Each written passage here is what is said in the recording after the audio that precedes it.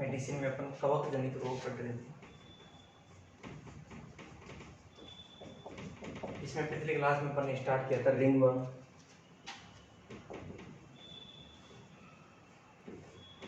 दाद जिसको अपन कह सकते हैं दाद।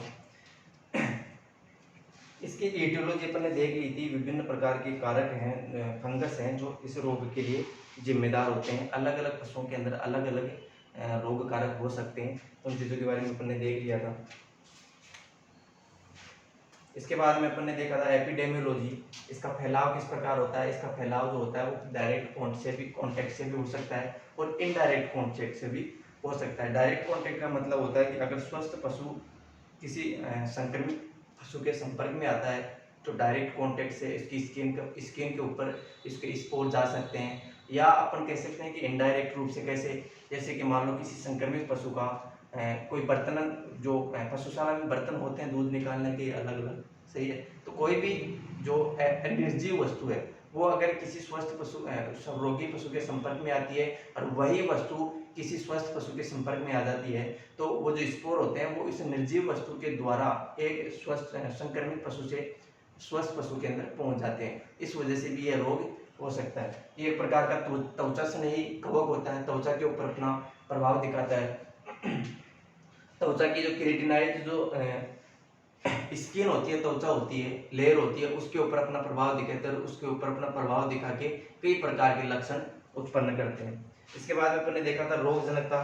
रोगजनकता अपन ने देखी थी, कई केराटिनाइज टिश्यू देखी, जैसे कि स्टेटम कॉर्नियम, त्वचा की जो लेयर होती है स्टेटम कॉर्नियम, और इसके अलावा हेयर फाइबर्स या अपन कह सकते हैं हेयर फॉलिकल्स, उनको ये प्रभावित करते हैं।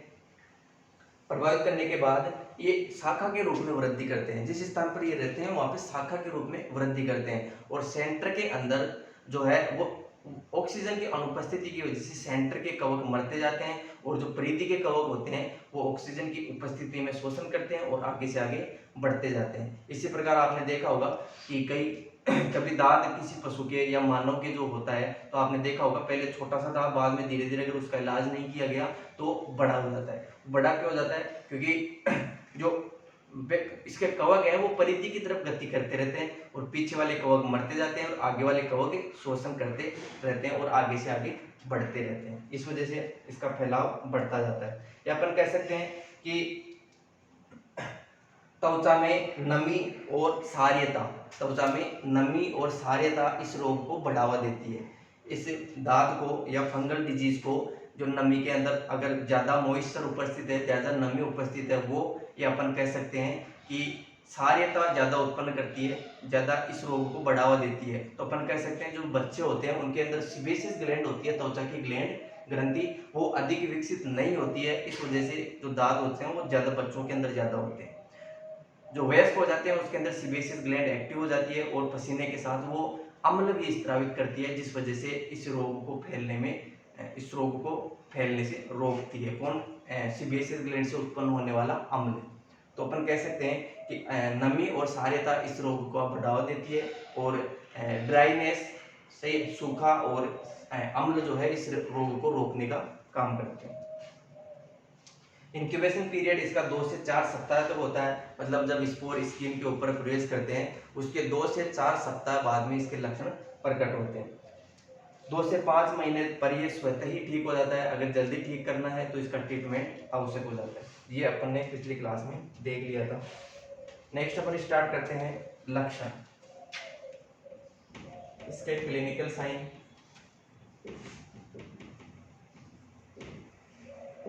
यानी कि इस रोग से पशु जो होता है कौन कौन से लक्षण प्रकट करता है। इसका पहला विशिष्ट लक्षण है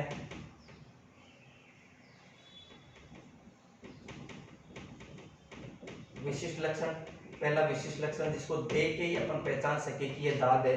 इसके अंदर त्वचा पर गोलाई के रूप में एक संरचना बनती है। त्वचा पर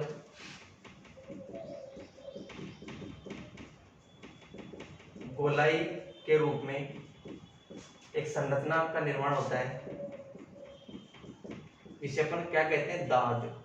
तो दाद का उपस्थित होना इस रोग का मुख्य लक्षण है जो आप सब लोग जानते हो। इसके बाद में दूसरा लक्षण, यह जो संरचना है, जो दाद है, यह थोड़ा उभरा हुआ होता है और भारी होता है, थोड़ा अपने स्थान से उभरा हुआ दांत होता है, वो अपने स्थान से उभरा हुआ होता है।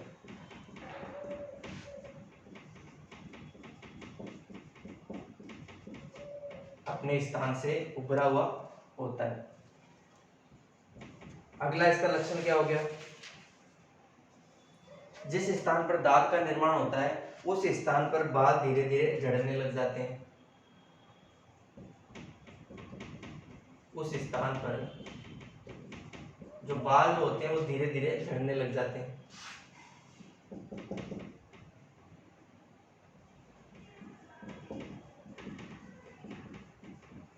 धीरे धीरे झड़ने लग जाते हैं और जो हिस्सा होता है वो उभरा हुआ होता है, उभरा हुआ, चमकदार चमकदार होता है और ग्रे कलर का होता है, ग्रे कलर का दिखाई देता है। तो ये किसके लक्षण हो गए? दांत के लक्षण हो गए। अगला क्या हो गया? जिस हिस्से पर दांत का निर्माण होता है पहले क्या होता है? पहले नम होता है, पहले नम भाग होता है। शुरुआत के अंदर जो दांत होता है वो नम होता है और उसके बाद में धीरे धीरे पहले दांत जो है वो नम होता है, यानी कि गीला गीला सा महसूस होता है और धीरे धीरे वह सूखने लगता है। धीरे धीरे सूखने लगता है, धीरे धीरे सूखने लगता है और एक पपड़ी के समान संरचना बन जाती है। पपड़ी के समान संरचना का निर्माण हो जाता है, संरचना बन जाती है और ये जो पपड़ी नुमा संरचना है ये धीरे धीरे स्किन से उतर के नीचे गिरने लगती है। पपड़ी जो है वो नीचे गिरने लगती है,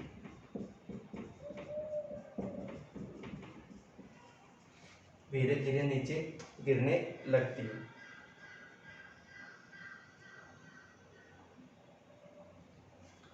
इस पपड़ी का जो व्यास है शुरुआत के अंदर कितना होता है? 3 mm तक इसका व्यास होता है। इसका व्यास भी आपको ध्यान रखना है। शुरुआत के अंदर इसका व्यास 3 mm होता है। अगर इलाज नहीं किया जाए तो वो धीरे धीरे बढ़ता रहता है। सही है। पांचवा इसका लक्षण क्या हो गया? शुरुआत के अंदर, शुरुआत में इचिंग नहीं होती है इसके ऊपर। ये जो संरचना आपने देखी शुरुआत में दांत पर इचिंग नहीं होती है, इचिंग नहीं देखी जाती है या नहीं होती है, लेकिन धीरे धीरे इचिंग स्टार्ट हो जाती है। थोड़ा समय लेती है, उसके बाद में धीरे धीरे इचिंग होती है, वो प्रारंभ हो जाती है। बाद में इचिंग होने लगती है, बाद में इचिंग होने लगती है।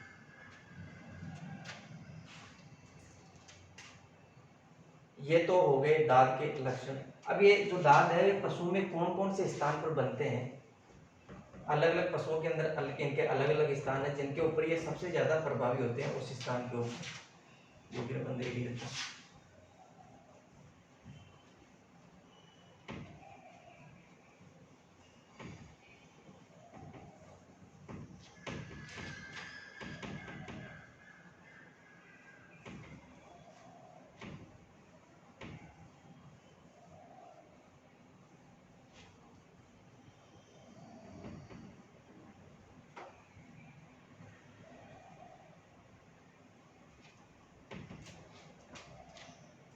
सबसे पहले तो हम बात करते हैं केटल के। केटल के कौन से स्थान पर ये जो दांत है ये सबसे ज्यादा बनता है? सबसे पहले गर्दन, गर्दन वाले भाग पर ये सबसे ज्यादा बनता है। इसके बाद में सिर का भाग, गर्दन के साथ साथ सिर का भाग, पेरिनियल रीजन, पेरिनियल रीजन जो होता है वहां पे भी इसका निर्माण होने लगता है तथा ये धीरे धीरे संपूर्ण शरीर में फैल जाता है।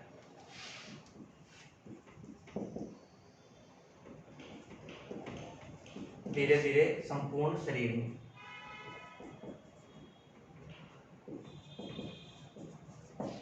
धीरे धीरे संपूर्ण शरीर में फैल जाता है। भेड़ों की अगर बात करते हैं, भेड़ों में कौन से स्थान पर ये दिखाई देता है? सिर के ऊपर सबसे ज्यादा दिखाई देता है। जो दांत होते हैं, दांतों का निर्माण भेड़ों के ऊपर सिर में सबसे ज्यादा दिखाई देता है। बकरी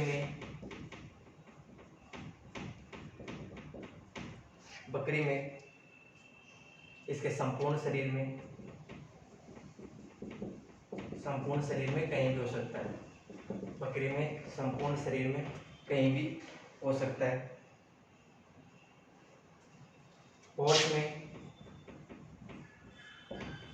हॉर्स में मुख्यतः अगले पैरों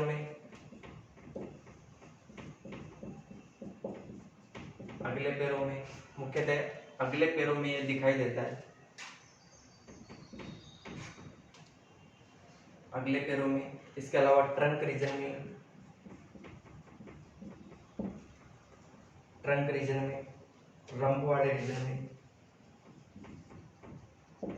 वाले रीजन में इस एरिया में अधिक दिखाई देता है।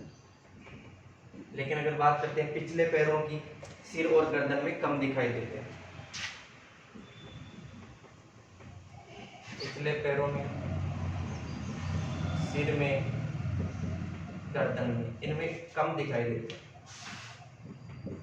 ये अपना दांत जो अपना प्रभाव कम दिखाते हैं। इसके बाद में आता है कुछ समय पश्चात इसकी रिकवरी हो जाती है। कुछ समय पश्चात या कुछ महीनों पश्चात अपन कह सकते हैं,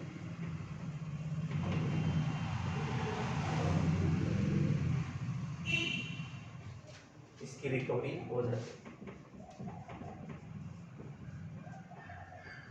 कुछ समय पश्चात या कुछ महीनों पश्चात इसकी रिकवरी हो जाती है। ये हो गया इसकी क्लिनिकल साइन।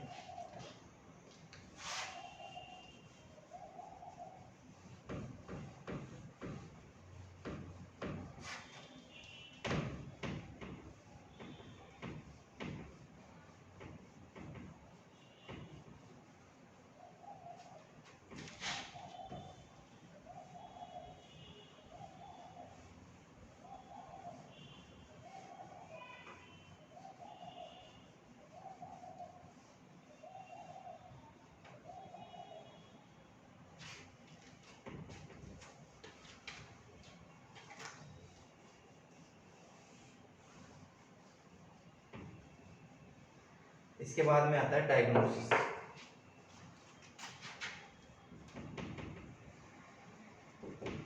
इसकी पहचान अपन कैसे करें? पहचान करने के कई तरीके हो सकते हैं इसके। पहला तो विशिष्ट लक्षणों के आधार पर, जैसे कि दांत को देखकर ही आप पहचान सकते हो, उसकी संरचना देखकर ही आप पहचान सकते हो कि जो डिजीज है वो दांत है या रिंगवर्म है। सही है। इसके अलावा प्रयोगशाला के अंदर इसके लिए एक टेस्ट या इसके टेस्ट एक परीक्षण इसके लिए किया जाता है, जिसको बोला जाता है स्किन स्क्रैपिंग।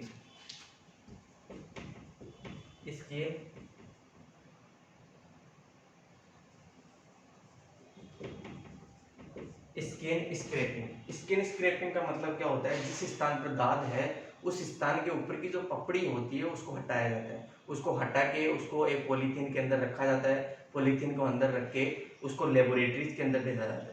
उस लेबोरेटरी के अंदर कई प्रकार के स्टेन काम में लिए जाते हैं।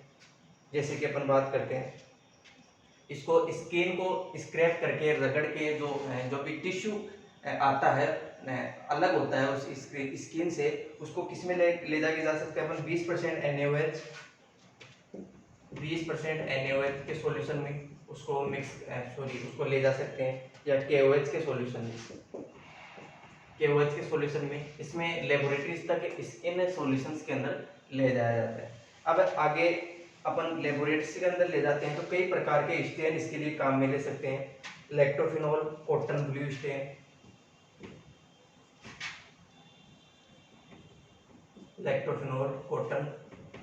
Blue stain, lactophenol cotton blue stain, PAS एक प्रकार का स्टेन है, इसका फुल फॉर्म क्या है? Periodic acid shift,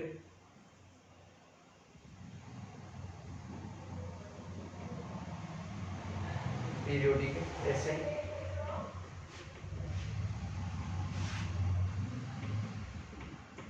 shift stain इसको बोल सकते हैं, या पास स्टेन बोल सकते हैं। सही है, एक ये हो गया, एक ये हो गया। इसके अलावा वुड लैम्प इसके लिए काम में लिया जाता है, वुड्स लैम्प इसके लिए काम में लिया जाता है। ये सारे दो प्रकार के स्टेनिंग और एक प्रकार का लैम्प, वुड लैम्प इसके लिए काम में ले सकते हैं। और इसके अंदर इस डिजीज की पहचान की जाती है, इस कवक की वहाँ पे पहचान की जाती है कि कौन सा इसमें कवक है, और उसके लिए पहचान करने के बाद ये सजेस्ट किया जाता है कि ऐसे कवक के लिए कौन सी जो औषधि है वो इसके लिए कारगर है, इसके ट्रीटमेंट करने के लिए कौन सी ड्रग्स जो होती है काम में ली जाती है। ये हो गया इसका डायग्नोसिस, पहचान इसकी।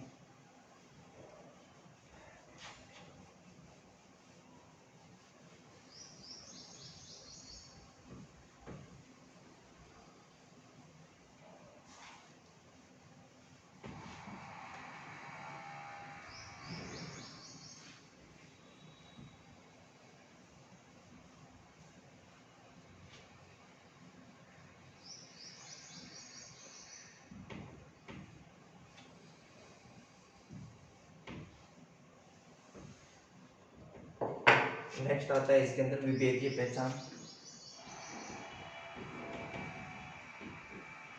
डिफरेंशियल डायग्नोसिस, विभेदीय पहचान, डिफरेंशियल डायग्नोसिस। डिफरेंशियल डायग्नोसिस होता है अलग अलग केटल के अंदर, अलग अलग जीवों के अंदर। जैसे कि केटल की बात करें, केटल में कौन कौन से रोग हैं, जैसे कि माइकोटिक डर्मेटाइटिस, माइकोटिक डर्मेटाइटिस हो गया। इसके अलावा पैराकेरेटोसिस,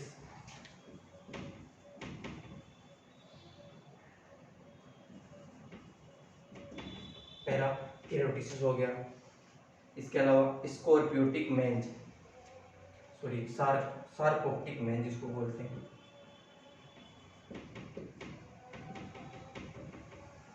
सार्कोटिक मेंज। ये हो गए केटल के अंदर जो रिंगवर्म के समान लक्षण प्रदर्शित करते हैं। दूसरा हॉर्स के अंदर, हॉर्स के अंदर mycotic dermatitis,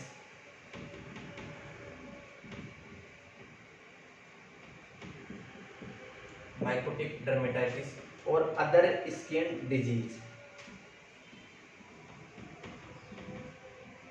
skin disease, other skin disease. Pig के अंदर,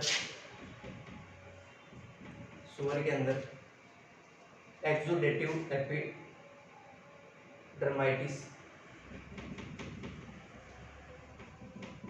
एक्सुडेटिव एपिडर्माइटिस,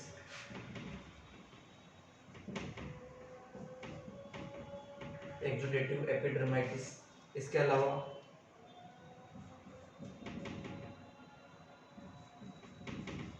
पिट्रियासिस रोजिया, इसके अलावा सार्कोप्टिक मेंज।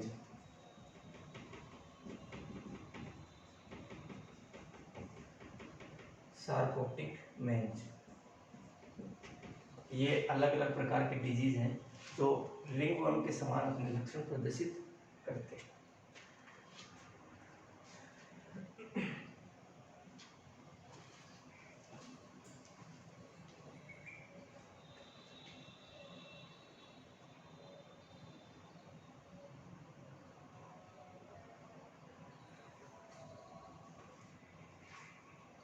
इसके बाद में नेक्स्ट आता है इसका ट्रीटमेंट।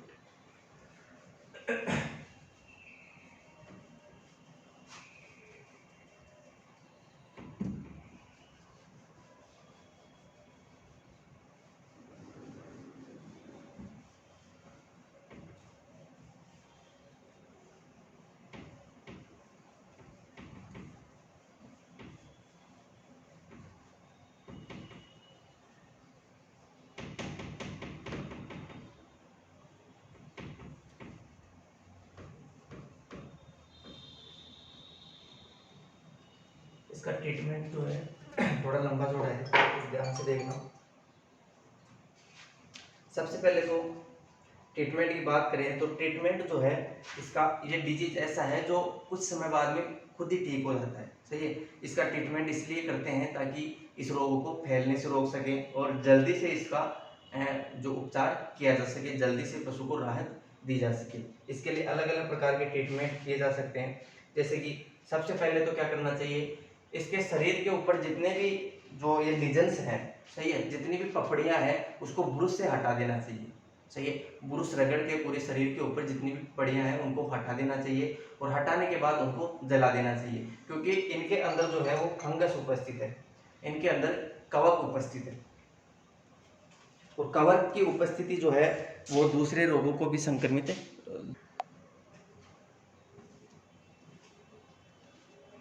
सही है, तो ये पहला उपचार क्या हो गया इसमें कि ब्रश के द्वारा इसके ऊपर उपस्थित जो भी स्किन जो है जहाँ पे पपड़ी उपस्थित है उसको ब्रश के द्वारा हटाया जाता है और हटाने के बाद इन पपड़ियों को जला दिया जाता है ताकि इससे दूसरा पशु जो होता है संक्रमित न हो सके।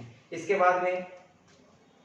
बाद में ये जो रगड़ने के स्थान पर जो स्थान है उसके ऊपर कई प्रकार के ऑइंटमेंट है जिनको लगाया जाता है।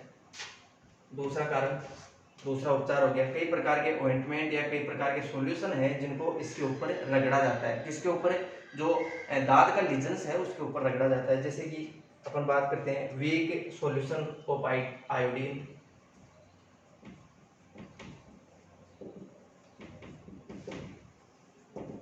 वीक सॉल्यूशन ऑफ आयोडीन इसके लिए काम में ले सकते हैं ऊपर लगाने के लिए। White field ointment,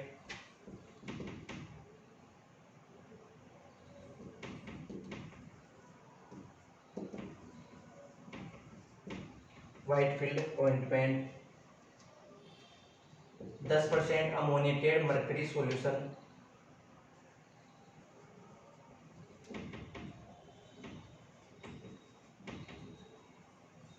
mercury ointment हो गया, सही है। इसके अलावा और भी कई प्रकार के ऑइंटमेंट है इसमें। 1 से 5% थायोबेंजोल ऑइंटमेंट, 1 से 5% थायोबेंजोल,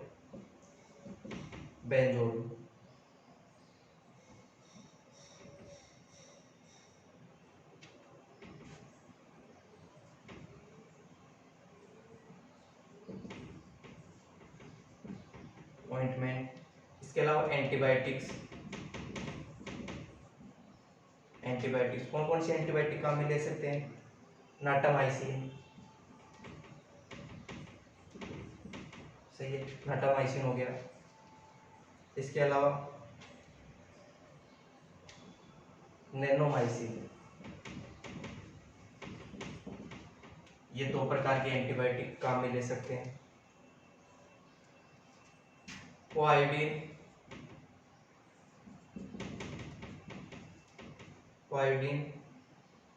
आयोडीन सॉल्यूशन जिसको बीटाडीन बोला जाता है वो भी काम में ले सकते हैं। इमिडाजोल सॉल्यूशन हो गया। सैलिसिलिक एसिड ऑइंटमेंट,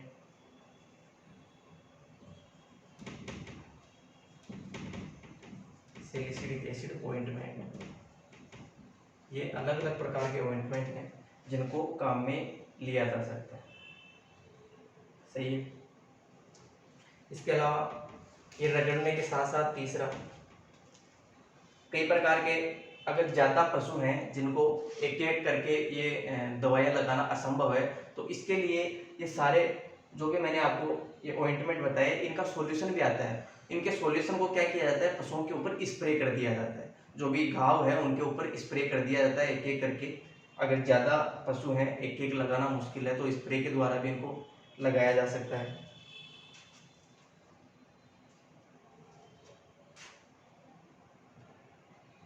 इसके अलावा सोडियम आयोडाइड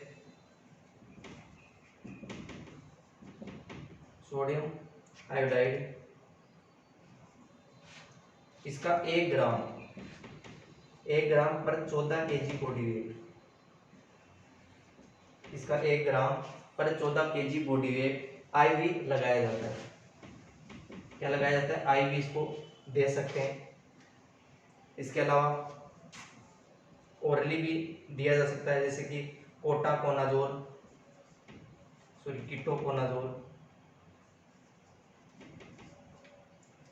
कीटाकोनाजोल हो गया।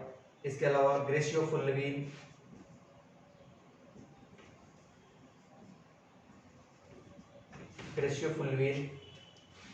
इनकी डोज रेट है 10 से 30 मिलीग्राम पर KG body weight orally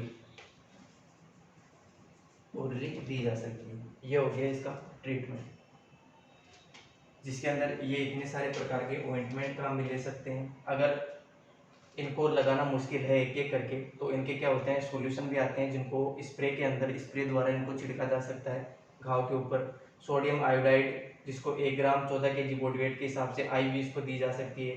ketoconazole हो गया, ग्रेशियोफुल्विन हो गया, इसको ओरली 10 से 30 मिलीग्राम पर केजी बॉडी वेट के हिसाब से पशु को पिलाया भी जा सकता है। तो ये हो गया रिंगवर्म का ट्रीटमेंट। अब इसकी रोकथाम और नियंत्रण की अगर बात करें, तो वही अच्छे से पशुशाला की साफ सफाई करनी चाहिए। रोगी पशु को स्वस्थ पशु से अलग रखना चाहिए ताकि उनका आपस में कांटेक्ट नहीं हो सके। सही है। जो भी पपड़ियाँ इसके ऊपर उतरती है घाव की, उनको जला देना चाहिए। इसके अलावा विटामिन ए खासकर पशु को डाइट के अंदर देना चाहिए, जिससे क्या होता है कि फंगल डिजीज होने के चांस कम हो जाते हैं। इसके अलावा कई देशों के अंदर या कई जगह पर इसकी वैक्सीन भी उपलब्ध है, तो वैक्सीन लगाने के बाद भी एंटीबॉडी शरीर के अंदर बन जाती है। तो ये हो गया इसका ट्रीटमेंट और इसका रोकथाम और नियंत्रण। नेक्स्ट अपन एफ्लाटॉक्सिकोसिस के बारे में पढ़ेंगे अगली क्लास में। एफ्लाटॉक्सिकोसिस